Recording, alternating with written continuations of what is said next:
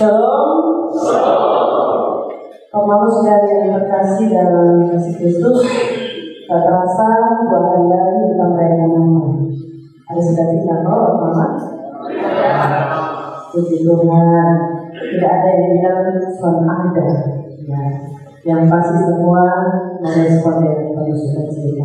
Apalagi kita siap-siap selama ini karena kita merayakan Natal. Pesta yang benar-benar pesta sukacita. Kamu saudara yang terkasih, bergembiralah karena perbuatan Allah.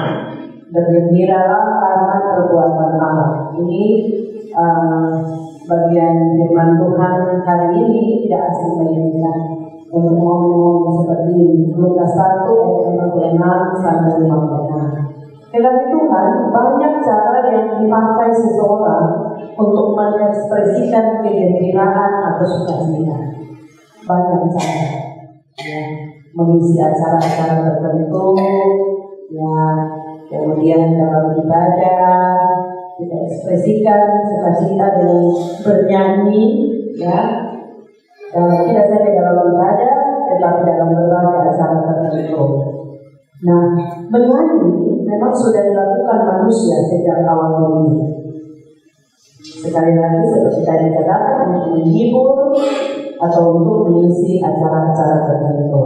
Dalam Alkitab banyak dicatat tentang nyanyian, pujian bagi Tuhan. Dalam kitab Lukas saja, kita yang fokus pada Injil Lukas, itu ada 3 nyanyian. 3 nyanyian yang dicatat di sana. Nyanyian Sakaria itu ada dalam Lukas 1 ayat 68 sampai 79. Kemudian nyanyian Maria Lukas 1 ayat 46 sampai 56 bacaan hari ini. Lalu yang ketiga nyanyian Simeon. Ya. Nyanyian Simeon itu ada di dalam Lukas 2 ayat 9 sampai 30. Nah, Bapak saudara yang terkasih, teks kita mencatat pujian yang dinyanyikan oleh Maria. Nyanyian Maria ini adalah sebuah nyanyian yang indah. Sebuah nyanyian yang indah. Nyanyian ini mencerminkan perenungan diri. Perenungan diri yang penuh kerendahan hati tentang belas kasih Allah yang begitu besar baginya. Maria berbahagia karena perbuatan besar yang dilakukan Allah kepadanya. Maria yakin sepenuhnya bahwa dirinya adalah orang yang rendah, bahwa dirinya adalah orang yang lemah, ya, akan ditinggikan oleh kuasa Allah. Dia percaya, dia yakin bahwa dia akan ditinggikan oleh kuasa Allah sekalipun dia orang rendah dan lemah, ya. Ditinggikan oleh kuasa Allah, bukan karena kekuatannya, bukan karena kebaikannya, ya, tetapi oleh karena kekuatan kuasa Bapa di surga untuk kemuliaan Allah. Pertama, tema renungan minggu Advent keempat, minggu terakhir sebelum merayakan Natal. Jadi 4 minggu berturut-turut kita ada dalam minggu Advent, kita ada dalam renungan bersama tentang kedatangan Kristus, persiapan diri untuk menyambut kedatangan Kristus. Pemahaman saudara yang terkasih, bergembira karena perbuatan Allah. Mengapa kita bergembira? Pertanyaannya mengapa? Dalam hal apa orang bisa bergembira? Dalam hal apa orang biasa bernyanyi? Umumnya orang bergembira karena dia dapat sesuatu. Dia dapat sesuatu dari pihak lain atau dapat sesuatu dari orang lain. Sesuatu itu bisa berupa hadiah, hadiah spesial, ya. Bisa juga berupa jabatan, berupa kedudukan, ya. Dipercaya atasan untuk mengurus sesuatu, atau mengalami kasih dan kebaikan Tuhan berupa ulang tahun dan seterusnya. Silakan Bapak saudara-saudara tambahkan bergembira dan amin. Maria bergembira dan bernyanyi karena mendapat kasih karunia Tuhan Kasih karunia yang Maria peroleh dari Tuhan itu adalah dia akan mengandung dan melahirkan seorang anak laki-laki.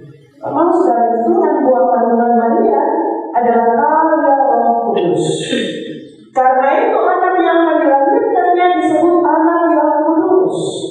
Dari bacaan ini kita mendapat informasi bahwa dalam waktu yang hampir bersamaan, Elizabeth, sepupu Maria, juga mengandung. Kalau saudara yang makasih untuk memastikan hal itu, Maria lakukan kunjungan. Ya.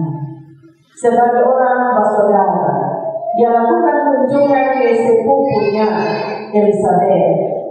Dan itu kunjungan menuju ke Yudea. Di sana dia berjumpa dengan Elizabeth dalam keadaan hamil 6 bulan.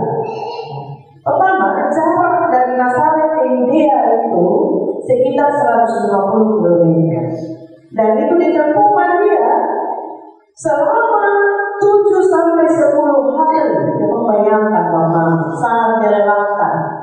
Ya, berjalan kaki dalam waktu yang cukup, ya, melelahkan. Ketong yang jalan dari sini mungkin ke Oisau, satu kampung, napas susah-susah itu, tidak panjang ke dasi. Begitu ya. Apalagi ini 7 sampai 10 hari, cukup melelahkan. Karena melelahkan karena selain jaraknya jauh, Maria juga dalam keadaan hamil. Dalam keadaan hamil. Sekalipun Maria lelah karena jauhnya perjalanan itu, tetapi dia diliputi sukacita. Dia selalu diliputi suasana sukacita dan rasa syukur. Ketika tiba di rumah sepupunya, ya Elizabeth, Maria mengungkapkan rasa syukur dan kesetiaan Allah kepadanya. Ya, bahwa Allah memimpin dia dalam perjalanan, ya, Allah juga memimpin hidupnya dan Allah memimpin perjalanannya. Dalam kata-kata pujian diungkapkan dengan sikap rendah hati. Dan kerendahan hati itu tampak dari ucapannya, jiwaku memuliakan Tuhan, hatiku bergembira karena Allah juru selamatku. Di ayat 46 dan ayat 47. Apakah saudara, jiwa adalah pusat keseluruhan kehidupan seseorang. Jika Maria berkata jiwaku memuliakan Tuhan, itu artinya apa? Kalau jiwa itu pusat keseluruhan hidup manusia, maka jika Maria berkata jiwaku memuliakan Tuhan, artinya seluruh kehidupannya untuk mengagungkan Tuhan. Seluruh kehidupannya mengagungkan Tuhan. Kegembiraan Maria bersumber dari Tuhan. Allah dalam Yesus Kristus adalah Tuhan dan Juru Selamat. Sebagai Tuhan dan Juru Selamat, ya, Maria yakin bahwa Allah memperhatikan kehidupan dan pergumulan ini. Pemahaman saudara-saudari yang terkasih, Allah sendiri yang telah memilih dirinya sebagai jalan Mesias ke dalam dunia ini. Allah sendiri yang telah mengutus Yesus Kristus, ya, sebagai jalan keselamatan bagi dunia. Maria sadar bahwa dia dipilih, dan karena itu Maria juga dipilih oleh Allah untuk menyaksikan karya keselamatan Allah. Allah memilih Maria sebagai sarana, sebagai alat dalam tangan Allah, alat keselamatan dalam tangan Allah.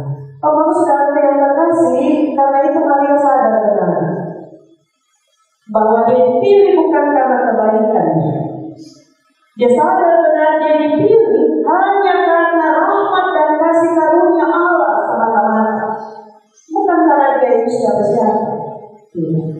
Pertama, Maria adalah sosok gadis yang senantiasa menyadari akan besarnya rahmat Tuhan dalam hidupnya. Karena itu rasa syukur tidak pernah lepas dari diri dan kehidupannya.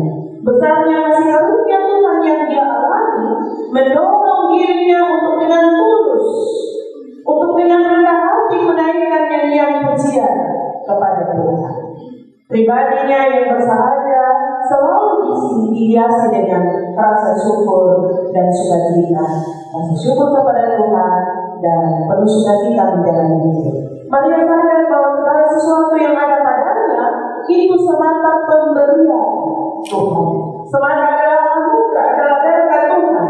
Rahmat Tuhan yang diterima dengan cuma-cuma dan bukan karena jasa, bukan karena kebaikannya. Mama ketika menerima kabar dari malaikat bahwa dia akan mengandung dan akan melahirkan seorang anak laki-laki, hatinya bergembira. Tetapi juga diliputi rasa takut. Dia manusia ya, diliputi ketakutan. Rasa takut yang dialami Maria itu karena dirinya belum bersuami. Kekasih Tuhan, hamil lalu melahirkan anak tanpa suami. Pada waktu itu aib besar bagi masyarakat di waktu itu. Seorang perempuan bisa saja diusir keluar dari keluarganya dan juga dari kampungnya karena melahirkan tanpa suami. Dan hal ini dipandang sebagai perbuatan aib yang mengotori kampungnya sendiri karena melanggar etika masyarakat setempat. Nah, demikian juga ya di zaman ini ketika seorang anak perempuan hamil tanpa ada laki-laki bertanggung jawab, keluarga tentu merasa malu. Itu merupakan aib. Selain rasa malu karena bahasa, karena kata-kata yang tidak pantas dari orang sekampung, keluarga juga merasa tertekan. Ada tekanan-tekanan dari berbagai pihak. Karena itu banyak orang tua mendidik anak-anaknya, khusus anak perempuan, supaya selalu jaga diri. Orang tua biasa bilang, ingat kok kalau kita baik-baik. Gitu ya, mama, papa, semua, mama, saudara. Banyak orang yang khawatir, banyak orang yang takut dengan keadaan zaman ini. Ketika menyaksikan anak-anak yang lahir, ya tanpa ayah yang jelas. Bahkan tidak sedikit yang anak lahir buang di tempat sampah, dipungut oleh pemulung. Ya. Itu kejadian banyak di mana-mana. Waktu saya tugas di komunitas ada satu kejadian seperti itu. Bapak saudara yang terkasih, sebagai manusia kekhawatiran dan ketakutan serta rasa tertekan selalu saja ada. Tetapi sebagai orang percaya, kekhawatiran, ketakutan, rasa tertekan itu jangan terus menghantui, jangan terus menguasai. Ya, sebagai orang percaya. Dalam keadaan seperti itu, percayakan diri sepenuh kepada Tuhan. Dan itu adalah pilihan tepat. Dalam keadaan tertekan, berhadapan dengan situasi kondisi seperti yang digambarkan tadi, maka pilihan yang paling tepat adalah percayakan diri dan segenap hidup kepada Tuhan. Hal ini juga dilakukan Maria. Maria juga diliputi ketakutan. Benar, dia bersukacita. Sukacita meluap-luap, tetapi disertai ketakutan. Bercampur takut ya, karena dia juga manusia. Pertama, Maria juga melakukan hal yang sama, mempercayakan segenap hidupnya kepada Tuhan. Ketika mendapat kabar bahwa dia akan mengandung dan dia akan melahirkan seorang anak, Maria walaupun sempat takut dan khawatir karena dia masih perawan dan belum bersuami, ya. Tetapi dalam ayat 38 kita lihat di situ, kita bisa menyaksikan sikap Maria yang terpuji. Sikap Maria yang terpuji dalam ayat 38 adalah menyerahkan diri sepenuh kepada Allah yang berkehendak atas dirinya. Teman-teman, penyerahan diri kepada Allah membuat Maria dibebaskan dari rasa takut. Penyerahan diri kepada Allah membuat Maria dibebaskan dari rasa khawatirnya. Dan ketika seseorang mengalami beban berat, lalu berniat sungguh-sungguh menyerahkan diri kepada Tuhan, percayalah, Tuhan pasti bertindak menolong. Sebagaimana pertolongan yang nyata bagi Maria. Mama pasti bersama mengalami ya, dalam penyerahan diri yang sungguh kepada Tuhan, kita akan mengalami penyertaan Tuhan, pertolongan Tuhan itu luar biasa. Dan itu dialami Maria. Nyanyian pujian Maria dalam teks ini ada hubungan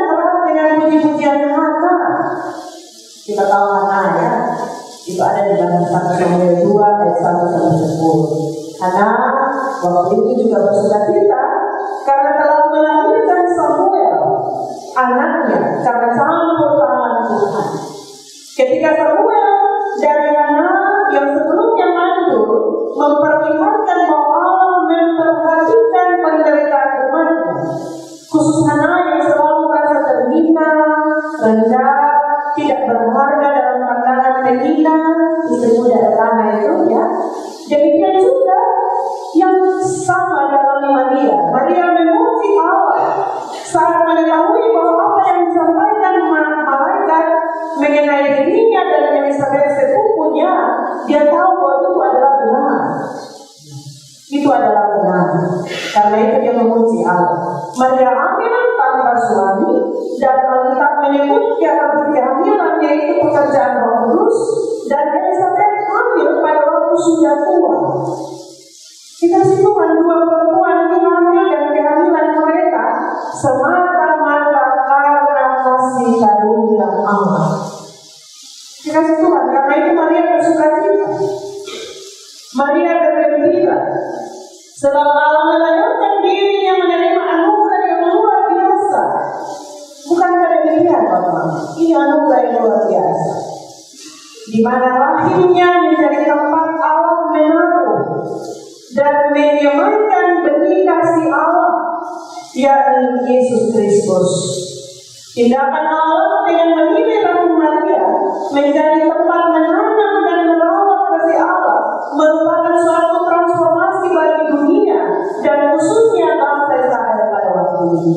Bapak saudaraku, ada 4 hal penting yang berkaitan dengan tindakan perubahan, transformasi saja, perubahan. Ada 4 hal penting terkait dengan tindakan perubahan Allah bagi dunia dalam nyanyian pujian Maria. Kita catat, kita lihat ayat 51. Ayat 51, perubahan Allah itu Allah mencerai-ceraikan orang-orang yang congkak hatinya. Allah cerai-ceraikan orang-orang yang congkak hati. Allah akan memecah belah dan mengacaukan serta menghancurkan orang-orang yang tinggi hati dan yang hatinya tidak memiliki belas kasih kepada sesama saudara. Pemahaman saudara, kalau ini sesuai pesan umum dari Lukas terkait kepedulian sosial kepada mereka yang miskin. Karena itu ayat 51 itu merupakan tuntutan terhadap perubahan moral pada diri seseorang. Rendah hatilah seorang akan yang lain supaya Allah ditinggikan. Pemahaman yang kedua, Allah menurunkan orang-orang yang berkuasa dan meninggikan orang-orang yang rendah di ayat 52. Ini menunjukkan akan adanya perubahan sosial dalam diri seseorang yang harus nampak dengan tidak adanya kesombongan dan gengsi. Sebab harga setiap orang percaya bukan terletak pada apa yang dimiliki. Orang percaya berharga soalnya terletak pada apa yang dia miliki. Sehingga karena dia memiliki ini dan itu, dia mesti dihormati, dia mesti diberlakukan istimewa, tidak. Tetapi harga diri orang percaya di dalam Tuhan, ya semua orang berharga. Di hadapan Tuhan semua berharga. Yang miskin bahkan yang terhina sekalipun. Kenapa demikian?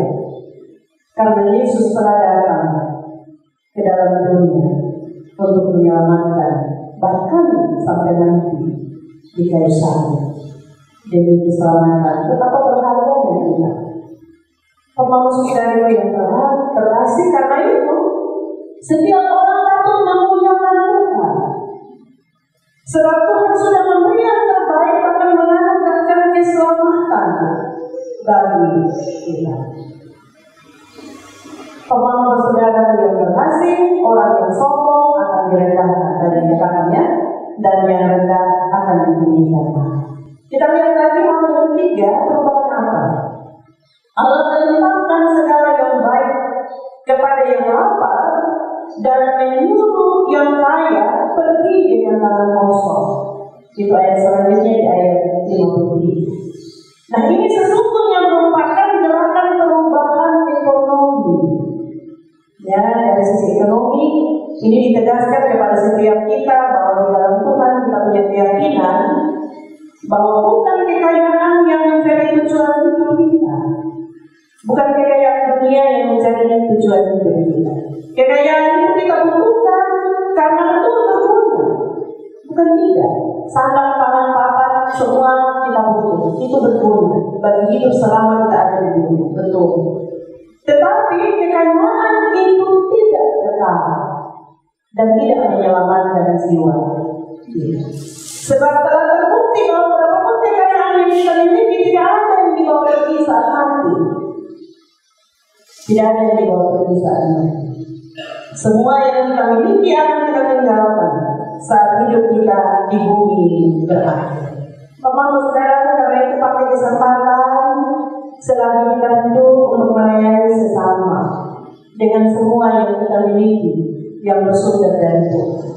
Mama ada seorang anggota jemaat dalam seisi rumahnya suka sekali memberi. Satu waktu saya senang mendengar kesaksiannya. Ya, beliau bertutur bahwa pendeta, kenapa kita bisa buat begini? Karena ini semua Tuhan punya. Ini semua Tuhan punya. Karena itu apa saja yang kita bisa buat untuk gereja kita buat. Apa saja yang kita bisa buat untuk para pelayan Tuhan kita buat. Demi korban kemuliaan anak Tuhan. Karena semua Tuhan punya.